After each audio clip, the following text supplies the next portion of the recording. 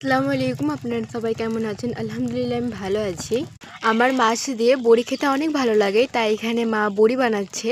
আমি কালকে বিউলির ডাল নিয়ে এসেছিলাম, তো ওই ডালটাই মা শিলে পিষেছে আর সেটাই এখন ফাটছে বড়ি বানাবে বলে।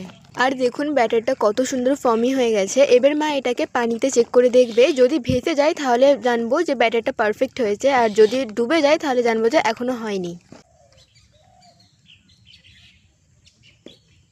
এই তো ফুলে গেছে, তার মানে এই ব্যাটারটা হয়ে গেছে রেডি। এই ব্যাটারটা এখন বড়ি বানানোর জন্য পুরো পারফেক্ট। আর এই খঞ্চাতে আমি আগে থেকে তেল মাখিয়ে রেখেছিলাম যাতে করে লেগে না যায়, আর এটা দিয়ে বড়িগুলো সব দেওয়া হবে। এভাবে করে সব বড়িগুলো দিয়ে নেব। দেখুন কত ভালো লাগছে দেখতে। এই খঞ্চাটা পুরো ভর্তি হয়ে গেছে, আর কিছু ব্যাটার বেড়ে গেছে, তাই জন্য মা এখানে আর এক জায়গায় দিচ্ছে। এখানে সব বড়িগুলো পাতা হয়ে গেছে, এটা এখন আমি রোদে দিয়ে দেবো।